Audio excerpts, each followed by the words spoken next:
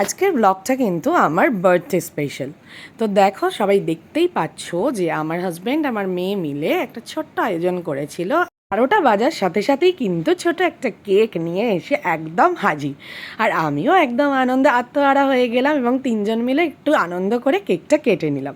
তো আমার হাজব্যান্ড ভীষণ খুশি ছিল এবং আমার মেয়েও ভীষণ খুশি হয়েছিল। আর আমাকে আমার মেয়ে নিজের হাতে একটা কার্ড বানিয়ে দিয়েছিল, যেটা আমার কাছে ভীষণ স্পেশাল।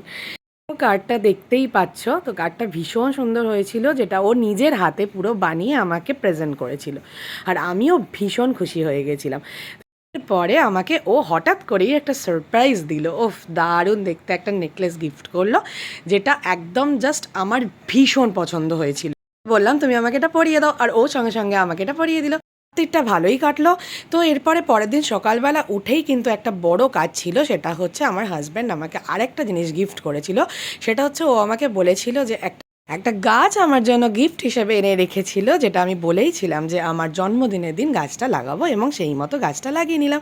এদিকে সব তোড়জোড় শুরু হয়ে গেল, কারণ আমার পাড়ার কিছু বন্ধু বান্ধব দিদিদের নিয়ে এবং ছোটো ছোটো বাচ্চাদের নিয়ে আমার জন্মদিনটা আজকে সেলিব্রেট করব, সেটা ঠিক ছিল। এই পাচ্ছ যে সেই মতো কিন্তু তোড়জোড় চলছে। এদিকে বর আমার সারপ্রাইজ দিল আরেকটা, সেটা হচ্ছে দুপুরবেলার খাওয়া দাওয়াটা। তো তোমরা দেখতেই পাচ্ছ, মাটির থালাবাটি গ্লাসে করে খুব সুন্দরভাবে আয়োজন করে দিয়েছিল আমাকে খেতে।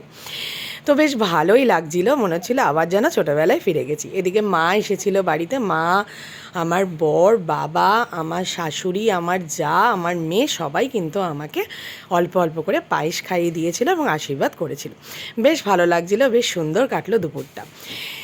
এদিকে বৃষ্টির জন্য ছাদে কোনো আয়োজন আমরা করতে পারিনি, তাই সবটাই ঘরের ভেতরেই করা হয়েছে। আর এই শাড়িটা আমার মেয়ে আমাকে গিফট করেছে, তাই শাড়িটা পরে নিলাম। কেক কাটার পর্ব, এবং দেখতেই পাচ্ছ যে তিনটে কেক। হ্যাঁ, আসলে পাড়ার দিদিরা মিলে একটা কেক এনেছিল, আমার বর একটা দিয়েছিল আর আমার বোন একটা দিয়েছিল। কিন্তু বোনের কেকটার মধ্যে কিন্তু একটা সারপ্রাইজ ছিল। তো আমি কেকটা কাটতে গিয়ে কেকটার ভেতর থেকেই কিন্তু এই সারপ্রাইজটা পেলাম, এবং দেখলাম যে এত সুন্দর একটা নেক পিস এইটার ভেতরে ছিল, যেটা বোন আমাকে বার্থডে গিফট দিয়েছে। ভীষণ সুন্দর ছিল, সবাইকে দেখালাম এবং সবাই বলেছে সত্যি ভীষণ সুন্দর হয়েছে। তো বোনকে আমি বলেছিলাম যে বোন, তুই আমাকে এটা পরিয়ে দে। তো যাই হোক, শেষে পরিয়েও দেবে এটা, তার আগে একটু সবাইকে কেক খাইয়ে নিলাম। সবাইকে কেক খাওয়ানোর পর বোন বলল যে আয়, তোকে আমি নেক পিসটা পরিয়ে দিই। তার যথারীতি আমিও নেক পিসটা পরে নিলাম এবং সবাই ভীষণ সুন্দর হয়েছে বলল। এদিকে খাওয়া দাওয়া পর্ব স্টার্ট হয়ে গেল, সবাই কিন্তু খাওয়া দাওয়া করতে বসে গেল, কারণ প্রায় অনেকটা রাত হয়ে গিয়েছিল। বাচ্চারাও কিন্তু খেয়ে নিল, তোমরা দেখতেই পাচ্ছ খাওয়া দাওয়া পর্ব চলছে। তো এই করতে করতে 12টা বেজে গেল, এবং আমি ভাবলাম যখন সবাই রয়েছে আর আমার দুই মাও রয়েছে, তাই জন্য একটু ভাবলাম মাদার্স ডেটা সেলিব্রেট করেই নিই। কারণ 12 তারিখ পড়ে গিয়েছিল, তাই মাদার্স ডে বলে মাদার্স ডেটা সেলিব্রেট করবো বলেই দুই মাকে একসাথে ওপরে এনে একটু কেক কাটাবো বলে কেক এনেছিলাম, এবং দুজনকে দুটো ব্রাউনি গিফট করেছিলাম, যেটার মধ্যে মা লেখাটা ছিল। আর আমরাও যেহেতু মা এবং আমরা অনেকেই সেখানে প্রেজেন্ট ছিলাম বলে আমরাও ভাবলাম তাহলে আমরাও কেননা মায়ের সাথে একটুখানি কেক কেটে ফেলি।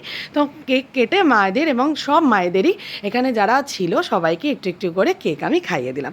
তো এইভাবে আমার বার্থডেটা কিন্তু দারুণ কাটলো, আর মাদার্স ডেটাও দারুণ সেলিব্রেট করলাম। আর দেখো কত গিফট পেয়েছি, গিফট পেতে না কার না ভালো লাগে।